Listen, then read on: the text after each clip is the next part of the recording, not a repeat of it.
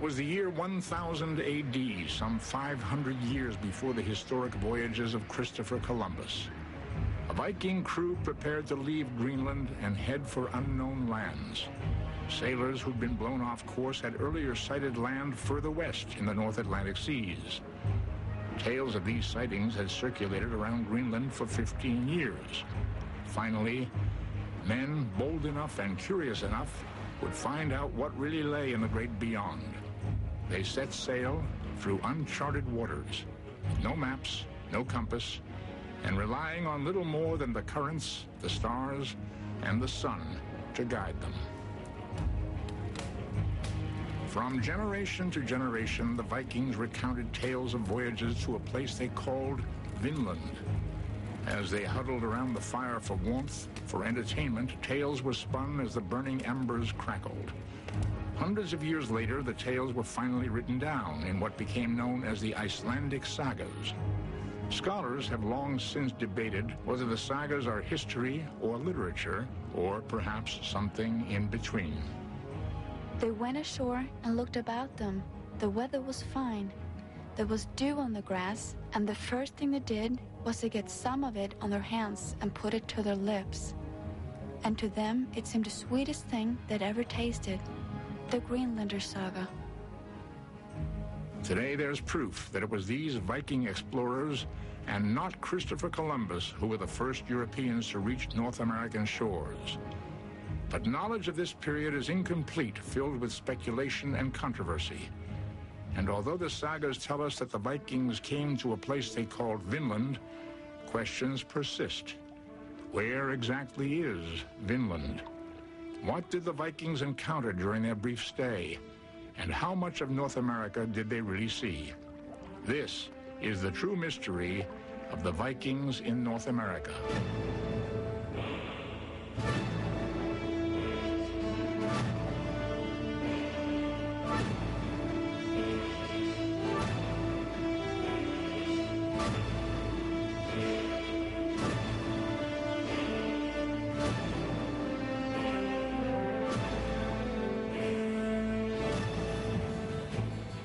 In 1960, two Norwegian explorers uncovered the footsteps of their ancient predecessors. Here in Canada, a North American Viking settlement was discovered, unearthed, and reconstructed in the town of Lawns Meadows in Newfoundland. The area may be some or even all of Vinland. In either case, the settlement represents the westernmost reach of a land-hungry and adventurous people. The remains opened a window into a hidden but not forgotten past.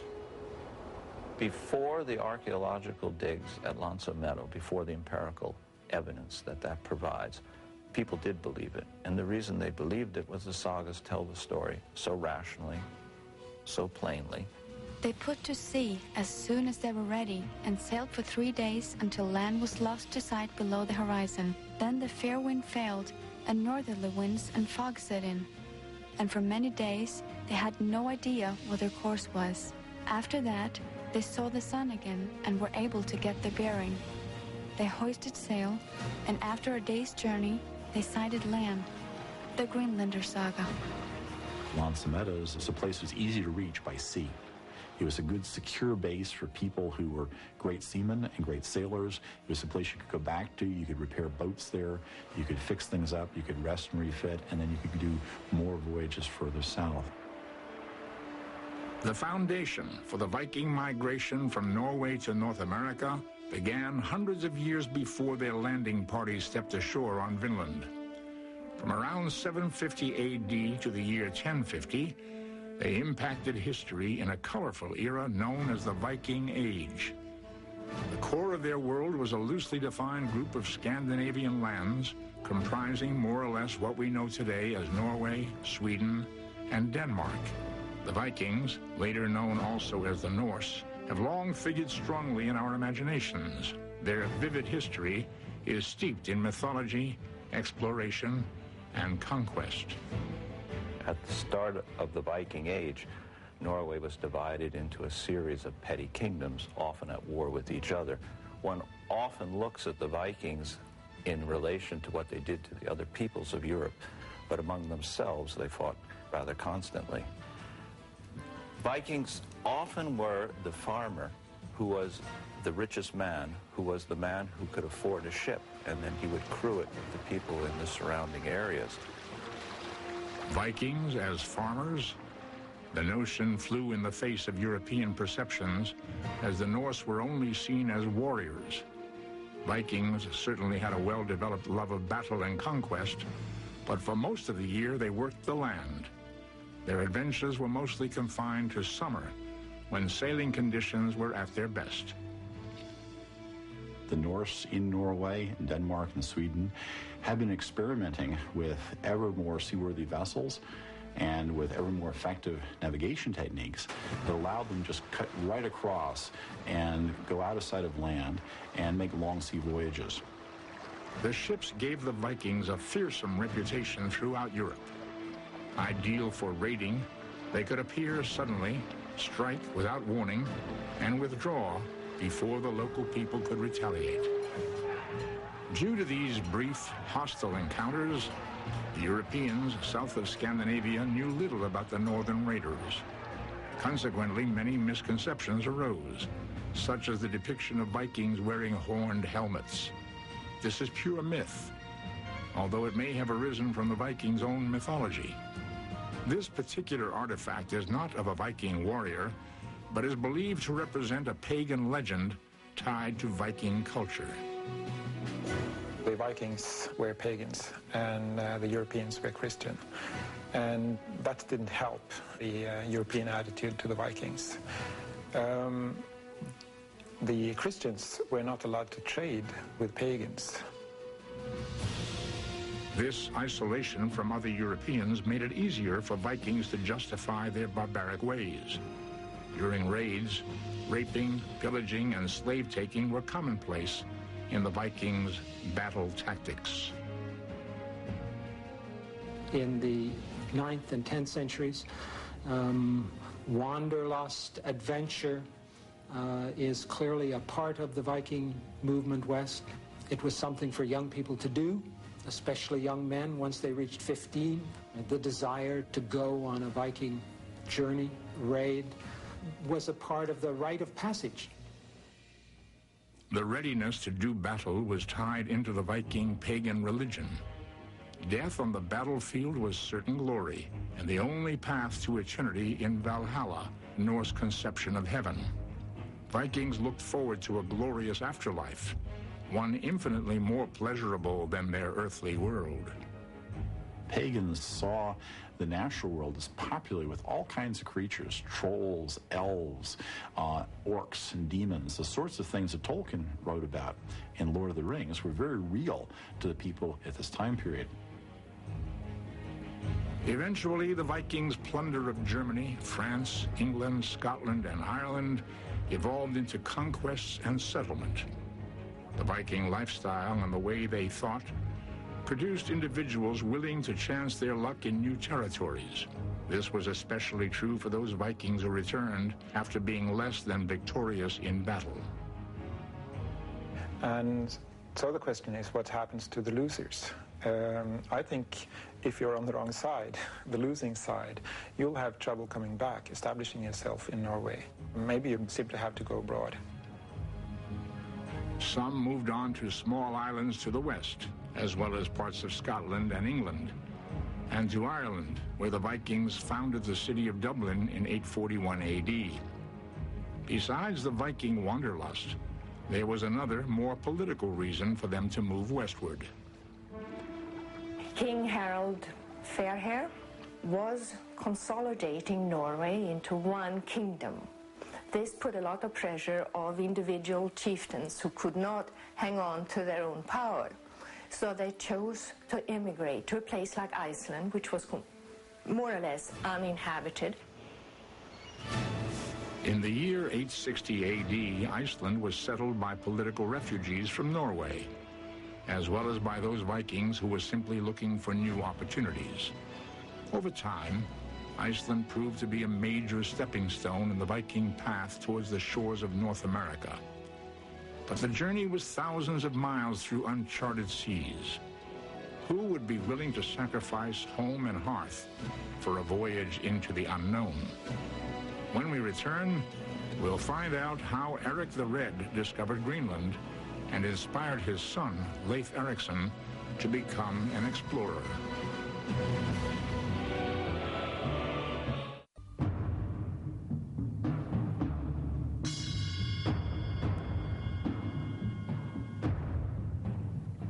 By the year 980 AD, the Vikings were already well entrenched in their westward expansion, one that would ultimately carry them from Norway to North America. Iceland not only attracted refugees from political change in Norway, but also those whom the local assemblies had branded as outlaws. To be deemed an outlaw simply meant that you could be killed on sight. And you could be an outlaw for life, or you could be an outlaw for a restricted period of time. In either case, to remain in Norway as an outlaw meant certain death. It was under these conditions that a young man of no great distinction at the time began his journey toward immortality. His name was Eric the Red. Eric the Red was born in Norway, but came to Iceland as a very young man with his father because his father had got in trouble in Norway with some killings. Although Eric's father was an outlaw in Norway, the family was entitled to a fresh start in Iceland. There, the settlers were trying to put the combative ways of the Vikings behind them. The society that was created in Iceland is unable to withstand warfare. And these farmers were very careful not to let feuds turn into warfare. So the matters were adjudicated at the local assemblies, the local courts. When Eric the Red killed some of his new neighbors during a feud, he forfeited his privilege to live in Iceland. Like his father before him, he then faced exile as an outlaw. Unable to turn back to Norway, the Icelandic sagas say Eric sailed off in search of a new home. They knew about lands further. There have been reports and sightings, but what Eric did is he went out and explored it. And what he found was a land which was really on the edge of the habitable world. Eric set off to colonize the country he had discovered. He named it Greenland, for he said that people would be much more tempted to go there if it had an attractive name, Amerixca. Eric returned briefly to Iceland, where he attracted 25 boatloads of land-hungry settlers, all eager to join him in establishing a new homeland in Greenland. In 985 AD, in the village of Brattahlid, Eric the Red, a former outlaw, was now a respected chieftain. He had taken the Vikings to the next stepping stone in their westward expansion. And yet, what lay beyond Greenland? Was this the limit of the world? For most Europeans at the time, it was, but not to the Vikings. From the Viking standpoint, they thought that they were sailing around this great, huge ocean that had a ring of land all around it. And inevitably, from their standpoint, as you went further west, you found more islands. Some were big, some were small. So when they went from Iceland and found Greenland, it wasn't a big surprise. According to the sagas, what prompted the next leg of the Vikings' journey west was the sighting of land beyond Greenland by a merchant whose ship had been blown off course. For years, stories circulated about 3 distinct bodies of land to the west. But the Greenland settlers were far too busy establishing homes and farmsteads to attempt further exploration. Finally, after 15 years, the time came to venture out. The only person who really could do anything about it was the paramount chieftain, Eric the Red. Only he would have authority and assets to gather an expedition large enough to go out and search for these new areas. Eric knew his exploring days were over. However, the man who would carry on the family tradition was none other than Leif Erikson, the oldest of Eric the Red's 4 children. Leif was a new kind of Viking. He was destined to take over from Eric not as a hot-tempered chieftain, but as a cool-headed community leader. Leif was the ideal man to take his people on an expedition toward a new and unknown land, one they would call Vinland, and history would call North America. According to the sagas, the voyage from Greenland was not one of months or even weeks, but one of only a few days. Still, it was no pleasure cruise. The journey in the open boats meant the 35 sailors were constantly exposed to the elements, never dry, and ever hungry for a hot meal. But these were small sacrifices to be made for the potential benefits that lay ahead. What they were looking for was a pasture. They were looking for a place where they could make a fresh settlement, and only there could they have a hope of fulfilling the dream that Leif was following, the dream of following his own father's footsteps, of having a successful land taking, a successful place where a settlement could be founded, where animals could be brought in, and where a European lifestyle could take root. The Vikings were also looking for trees, sorely missing from Greenland, but essential for the building of ships.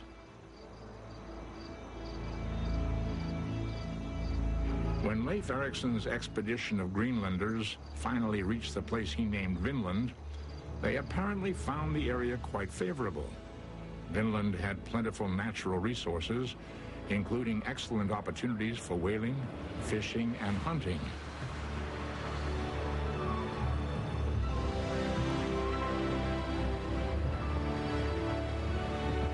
After Leif Erikson discovered Vinland, the sagas tell of 4 subsequent voyages from Greenland in an attempt to maintain a settlement in North America. We have the saga accounts, but as we suspect, they're probably boiled down, they're probably reduced, simplified, and cleaned up of the messy reality that really happened. 1,000 years after the fact, we can only speculate what the Vikings thought about their Vinland experiences. These people didn't think they were going into an empty, friendly wilderness. It wasn't a nice Boy Scout jaunt. This was going into an area that was potentially evil, that was potentially steeped with evil spirits, with hostile land spirits, hostile sea spirits. A place where if you got too far away from your comrades, something might get you, or you might return having had an experience that would change you forever. It was in this context in which the Vikings encountered the Native Americans, whom they called Skraelings. The word translates to mean wretched ones.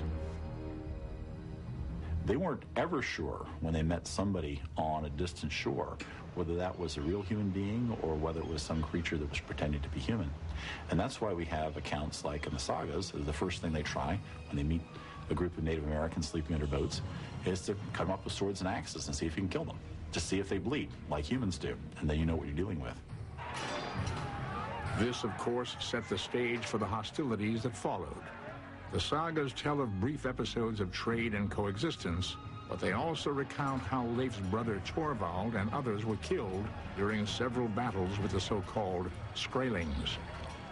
But how much faith should we place in the sagas?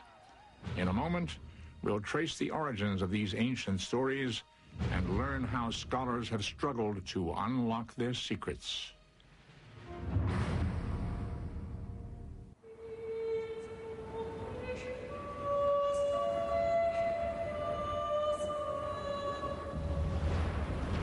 As paper, parchment, and papyrus were unknown in the Viking world, there was no written literature. The history of these Viking voyages of exploration were made up of myth and legend. Tales of Eric the Red, Leif Erikson, and other Vikings were recounted orally in what became known as the Icelandic sagas. These were an entertaining but confusing blend of fact and fiction. A lot of scholars have, of course, read the sagas, and there's been a lot of discussions as to the whereabouts of Vinland and whether the sagas were for real or whether they were just fairy tales. The sagas were not written down until several centuries after they had first been told. The stories in the 13th century become a part of the written tradition. But until then, the stories and the laws, basic fundamental laws of the society, are passed on through the oral tradition. They're extremely important for the preservation of the culture from generation to generation. Most of the sagas are stories that was told at the contemporary time, but wasn't written down until a couple of hundred years later. And that also introduces some possibilities for flaws. Evidently, the people writing down the sagas wanted to legitimize their past. So they're sort of juggling a little bit with history to make it look nice from their point of view. With the Vinland sagas, we have several versions of the same event, so to speak. And in one, Leif Erikson is the hero. And in the other one, it's an Icelander by the name of Thorfinn Karlsefni. And that particular version of the sagas was written down by a descendant of Thorfinn Karlsefni. By making his ancestor the important person, perhaps he had in mind that through that he could lay claim to the areas discovered at that time. Karlsefni and his men sailed into the estuary and named the place Hope. Here they found wild wheat growing in fields on all the low ground and grapevines on all the higher ground. Amerixca. For 500 years, school children in most of the world have been taught that Christopher Columbus discovered America, not the Vikings. The Vikings' earlier voyages were largely unknown outside of Scandinavia. All that changed in the year 1837, when the sagas were translated and published in the United States by Scandinavian immigrants eager to promote awareness of their Norse heritage. As editions came out in English and in German and other major European languages, people began to realize that there was this record of the Vinland voyages in Eric the Red Saga and the Greenlander Saga, and that sparked, of course, this tremendous interest. So for generations afterwards, people tried to use the sagas as these very precise guidebooks to where Vinland was. And any number of Scandinavian, German, and English-speaking expeditions set out to try to find Vinland. One of the clues the sagas offered was that Vinland was a place where wild grapes grew. This aspect of the tale has long been a source of speculation, controversy, and confusion. As a result, a number of theories have been offered. The grapes are one of the mysteries. The sagas very clearly state that there were grapes. One of the things that's so terribly interesting is that we look at the type of stories that the Norse people are telling about their discoveries. They're not talking about fabulous cities of gold and all kinds of crazy people. They're talking about grapes and wild wheat, which is a farmer's dream. The term Vinland or Vinland is a matter of some scholarly debate.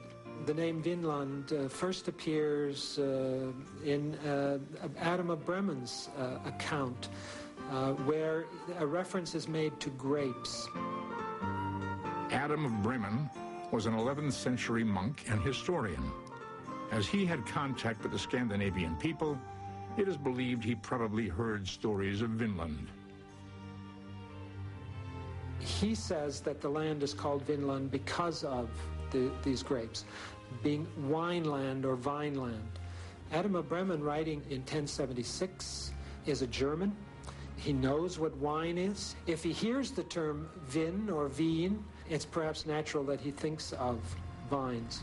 We don't know if, in fact, he was told there were grapes there. Scholars agree that when the Vinland sagas were finally written down, centuries after they had first been told, the Icelandic scribes applied creative license. Could they have used Adam of Bremen's work for reference and embellished the story based on his mention of grapes? Is it coincidence that the man in the sagas who finds the grapes is German, as Bremen was? But there is also the speculation, and this is related to the linguistic discussion, that vin in Vinland does not mean grape, but it means meadow. V-I-N, the Old Norse word vin, with a short vowel, is meadowland. So it's Vinland as opposed to Vinland. Yet another theory suggests that Leif Erikson is responsible for our confusion. After all, his father, Erik, gave the vast frozen tundra that he discovered the appealing but misleading name of Greenland. Did Leif, following in his father's footsteps, give the land he found a good name? A name like Vinland would certainly have attracted settlers. Did he really find grapes somewhere in Vinland or somewhere in his imagination? We may never know, but the riddle has fueled a great deal of interest in Viking history. In 1880, the first important archaeological discovery was made. An almost complete Viking ship was found buried in the town of Gokstad, Norway. The find was exciting news, especially to Norwegians, as it shed new light on the mystery. Because it appeals to the popular imagination to such a great extent that Norwegians had grown up sort of knowing the story of the Vikings and their adventure west. It was something that they all internalized and believed. And now they had a ship that demonstrated that this was possible. Norwegians quickly built a replica of the Gokstad ship to test its sailing qualities. This was the first of many reproductions that continued to be made to the present day. When they started to sail those replicas and found how wonderfully well they moved in the sea and how good ships they really were, that people started to believe that it is actually possible to cross the Atlantic in one of these things. The archaeology of the next 80 years was often disappointing. A number of Norse finds in America, such as the Kensington Stone, ultimately proved to be hoaxes or mistakes. The hunt was on for hard evidence to confirm that the Vikings actually made the journey to North America. But should the search be isolated to areas where wild grapes were growing? Next, we'll learn how the sagas and an ancient map helped a man and a woman in their search for the elusive Vinland.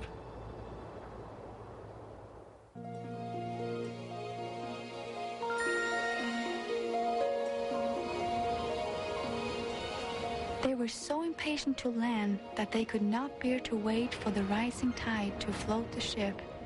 They ran ashore to a place where a river flowed out of a lake, the Greenlander Saga. The ancient tale of Vikings crossing the ocean to North American shores was brought vividly into the 20th century by Helga and Anna-Stina Ingstad. In their mountain retreat in Lillehammer, Norway, the quiet life they live today is in sharp contrast to their former lives. Back in 1960, when Helga was 60 years old, a time when most men begin to slow down, he and his wife were determined to find Vinland, the fabled North American territory that Vikings had attempted to colonize 1,000 years earlier. But how did the Ingstads know where to look? To solve an ancient mystery, Helga used a 400-year-old Icelandic map. The Skalholt map played an important role. It's a map which gives a broad strokes the outline of Hetlaland, Markland, and an area which is called Vinland. It's represented as a promontory on the map. It's very vague, but nevertheless, it provides a view that the Norse people had of what was out further to the west. And following this map, it helped in finding the settlement. Besides the map, the Ingstads also used descriptions given in the Icelandic sagas. There was no grass to be seen, and the hinterland was covered with great glaciers. And between glaciers and shore, the land was like one great slab of rock. Leif said, "I shall give this country a name and call it Helluland," the Greenlander Saga. In the sagas, a passage tells how the Vikings sighted land that was thick with forests. Leif Erikson named this area Markland, which roughly translates to treeland. Looking at a map of the northwestern Atlantic, Helga Ingstad assumed that if Helluland and Markland matched up to Baffin Island and Labrador, then Vinland, or at least some part of Vinland, might be Newfoundland. But there was just one problem. The island has nearly 11,000 miles of coastline. I hired planes and I hired boats and traveled all along the rugged coast of Newfoundland, examining and asking questions. And people, all fishermen, thought I was a little crazy asking about the settlement that was 1,000 years old. But I kept on. And after many disappointments, late in the fall, I came to the very northern part of Newfoundland, the very tip. There, in a sleepy little fishing village named Lonzo Meadows, Helge Ingstad met a crusty old fisherman. I asked him the old question, have you seen any old ruins here? And here, he was a very intelligent man. And he said, yes, I have. Follow me, he said. George Decker took Helga and Anastina to a site where there were a number of odd mounds. Because they predated the time when the locals had settled there, the people had always assumed they were of Native American origin. The Ingstads were hoping their excavations would prove differently. My wife was the archaeological leader. So that was a very exciting excavation in the beginning. We didn't know what it was. In the beginning, I had no proof at all of anything. It could be Eskimos, it could be newer settlers, it could be Indians, and it could be Norse people. So, after a while, I found charcoal, and I collected charcoal for carbon dating. Subsequent carbon-14 dating indicated this site was established around the year 1000 AD, the time the Vikings would have made their Atlantic crossing. But proof of Norse origin came from specific artifacts and building materials. I found stone settings, so it was a fireplace, which was very similar to a fireplace found in Eirik the Red's house in Greenland. And so, and as far as I knew, no Indians or Eskimos had similar fireplaces. And I found the turf walls, which also were in use in Iceland and in Greenland. Although there is more speculation than proof, Parks Canada archaeologist Birgitta Wallace agrees with the Ingstad's theory that the main occupant of the 8 sod structures was none other than Leif Erikson. A good reason for thinking that Leif was really here is that this is a very substantial settlement and very large. About 85 people would have been here, and that represented a very high proportion of a Greenland workforce at the time. We can also see that it was a person of some authority who lived in some of these buildings, and this being the very largest and most complex one on the site is probably where the most important person on the site resided, and that would have been Leif Erikson on the very first expeditions, and this was probably built on the first very organized expedition. Little by little, I got more proofs that it could be Norse, and after some years we found a spinning wheel of soapstone. That was exactly the same as spindle whorls found in Norway. That was a proof that the women had been there, and that was also mentioned in the sagas. As Anastina's excavations continued to unearth evidence, more proof came from iron artifacts. We found iron nails in the houses where the doorways, so they had probably been in the doors. We also found a smithy, and that told me that the people was iron using people, So it couldn't be Eskimos nor Indians. As far as we know at this point, this is the first time iron was ever made in North America, because the Aboriginal people didn't smelt metals. They used metals, but they cold hammered them. And what was found on the site was slag, which is the residue from making iron. The most exciting proof came at the end of the Ingstad's excavations, when they found this iron cloak pin. To the layman, it might seem rather ordinary, but to the trained eye, it was a clearly identifiable Norse artifact, the final proof that the Lonzo Meadows site was a genuine Viking settlement. But did this mean that Newfoundland was Vinland? The Vinland described in the sagas was supposed to be a land where wild grapes were found. But there are no grapes of any kind in Newfoundland, so how could it be Vinland? Next, a noted archaeologist offers a clue that may reveal where the Vikings found the grapes.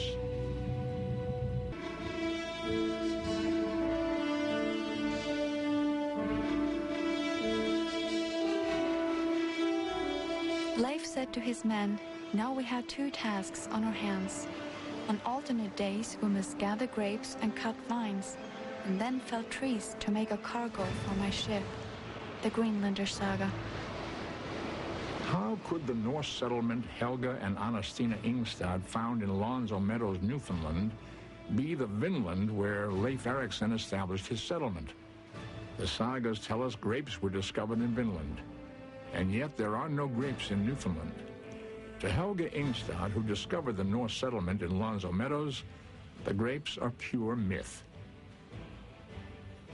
Because there will still always be some amateurs that believe that you have to go far south to find the grapes and all that stuff, which we don't believe at all. But there is no use trying to convince these people. But archaeologist Birgitta Wallace believes the grapes are an important clue. She joined the Ingstad's excavations in 1965 and continued on at Lonzo Meadows after they left in 1968. Among the evidence Wallace uncovered were 3 butternuts. At first glance, this was an unremarkable find, but to her, it may be of great significance. They had never, ever grown in Newfoundland, not even when it was warmer. They have never grown north of New Brunswick in the St. Lawrence Valley. Wallace is convinced the Vikings must have traveled south to get those butternuts, using the Lonzo Meadows site as a base camp for further exploration.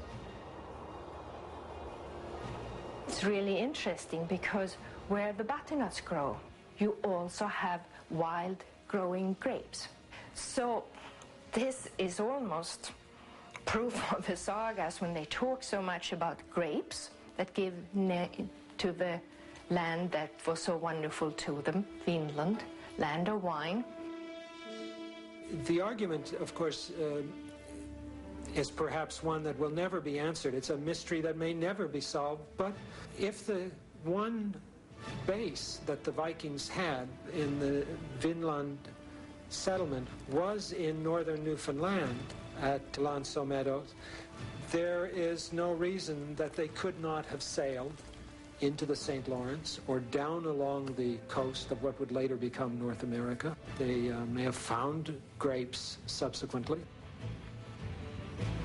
The extent of the Vikings' travels in North America is virtually unknown.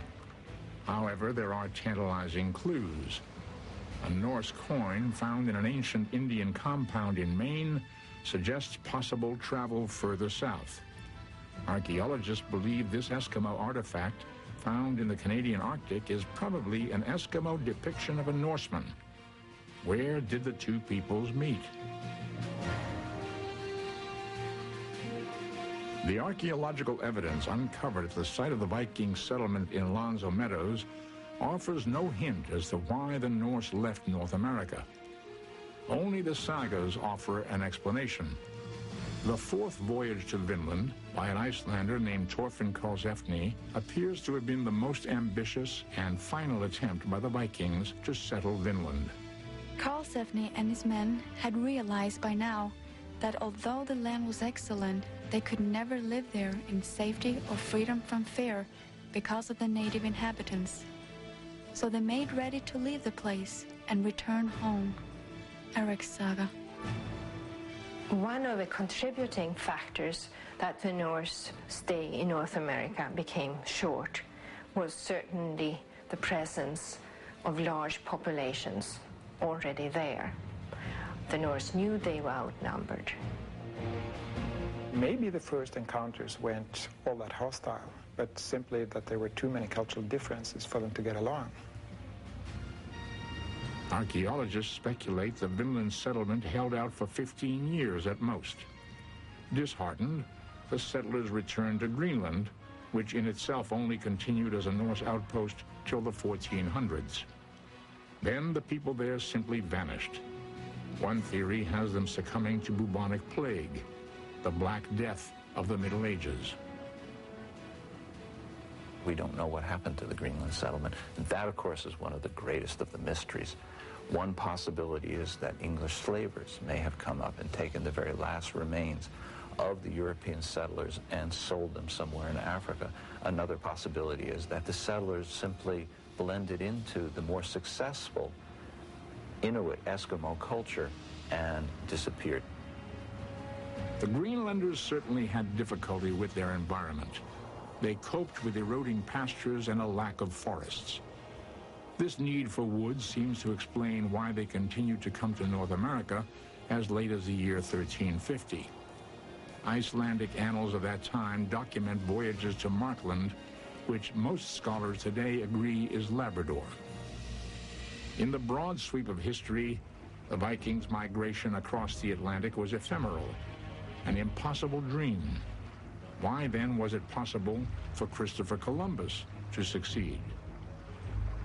The Vinland voyages were made not by a royal-sponsored project with lots of backing, with reinforcements possible, with additional funding out there. It was instead, as we've seen, a series of individual family enterprises. We're also talking about a very different scale. The smallest of Columbus's ships had something like 10 times the cargo capacity of Leif Erikson's vessels. So we're talking about a very different capacity to put people on the beach and to keep them there just from the first day. The Native Americans were able to repel the Vikings, but they never stood a chance against Columbus. His men brought guns and European diseases that decimated those who tried to stop the flow of European settlers. The Vikings had no such advantages, and although we have an idea why the Vinland settlement was unsuccessful, our knowledge is incomplete. There's an awful lot we don't know about the Norse voyages to North America. We probably don't know how many there were. We probably don't know where they went. And of course, that is always that question is there another Lancemeadows out there, or a half a dozen of them? There are many places yet to be explored, many places eroded by the sea and lost to time. So much we still don't know and may never discover about the first contact between the old world and the new, and the mysteries of the Vikings in North America.